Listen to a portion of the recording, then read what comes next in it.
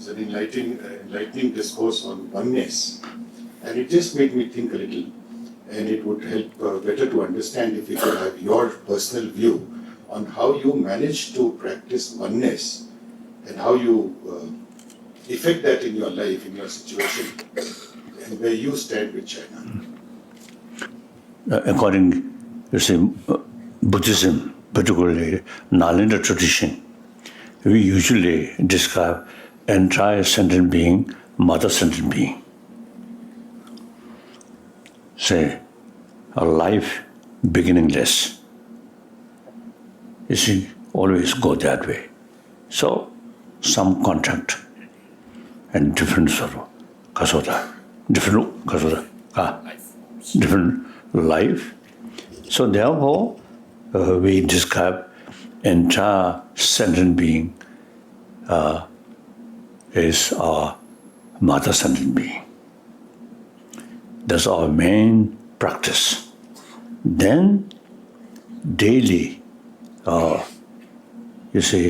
think about the value of bodhicitta, altruism. There's immense help.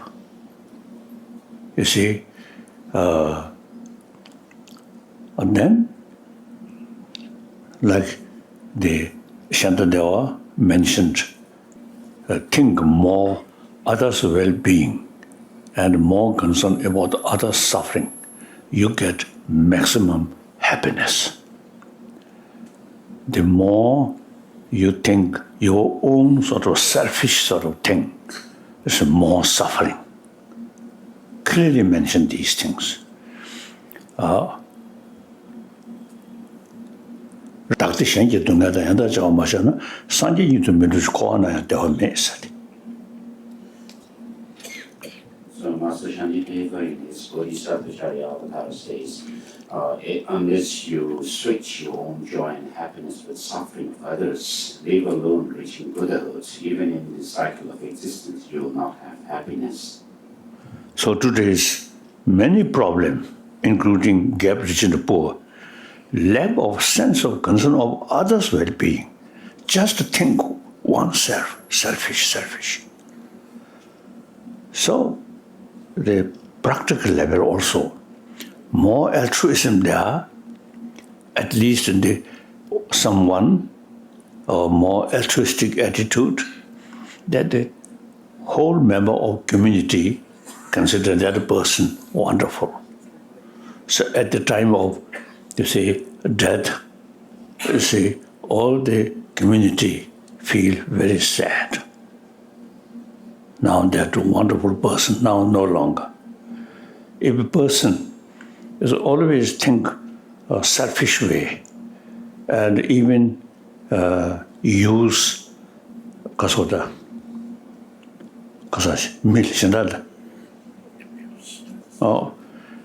selfish way everywhere, every time, then at the time of death, I think the community feel happy.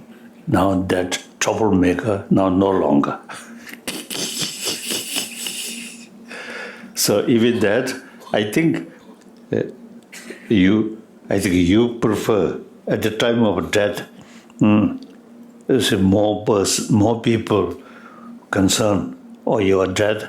You prefer that, or more people happy now that the troublemaker no longer.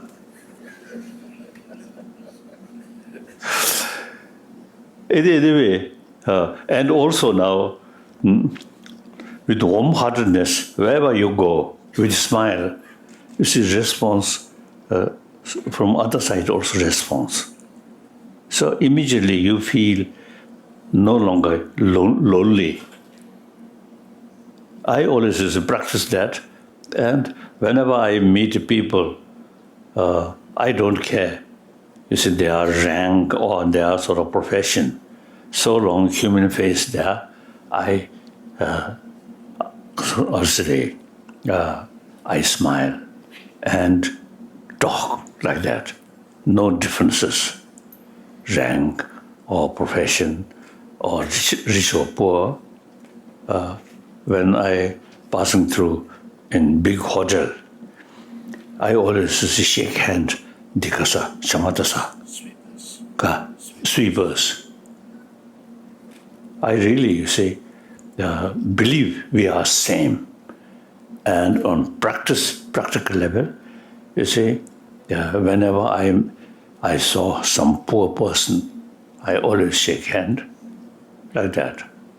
So that gives me, I have everywhere I have friend, then no longer lonely feeling.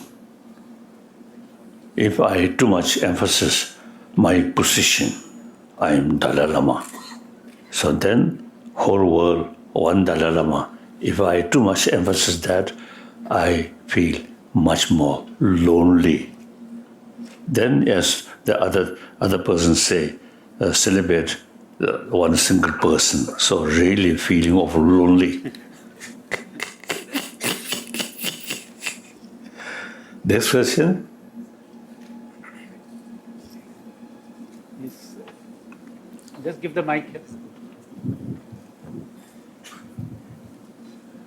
His Holiness, my daughter is doing research on the topic workplace spirituality. She had met His Holiness in Bulgaria recently. She has many questions to ask. But one question is, what lesson do you think can be taken from monastery teaching system to improve the modern education system so that what future generations receive is not merely bounded and rigid textual information, but the ability to reflect, unlearn, and relearn new things? In Tibet, as I mentioned earlier, in those big monastic institutions, they very much emphasize study. Now,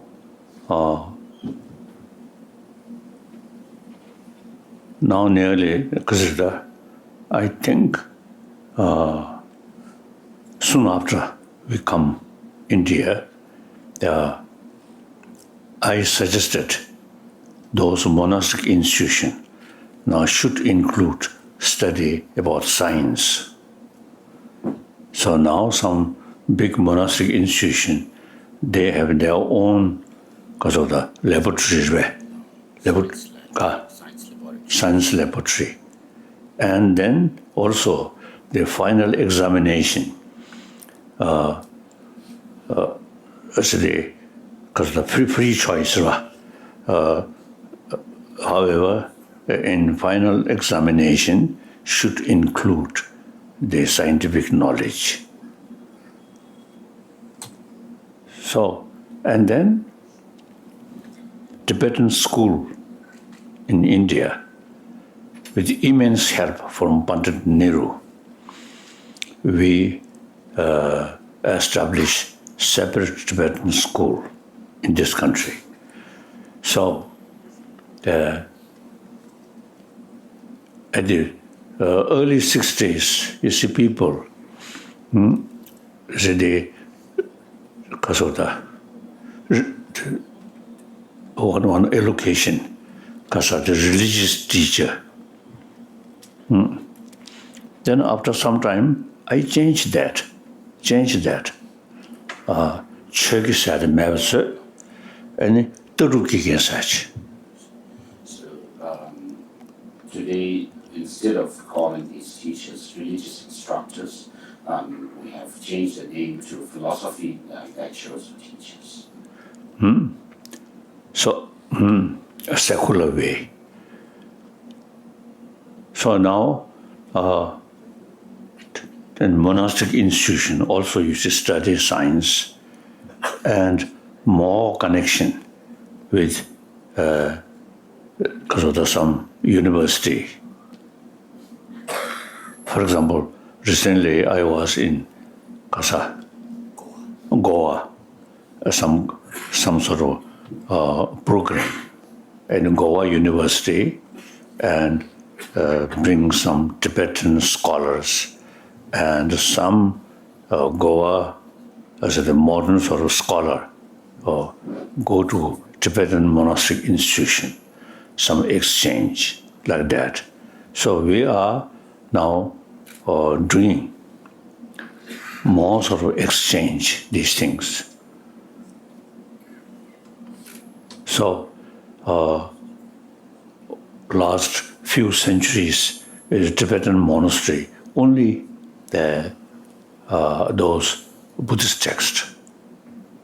And from early period, I told, now here in this country, many scholars of non-Buddhist tradition. So now we can discuss.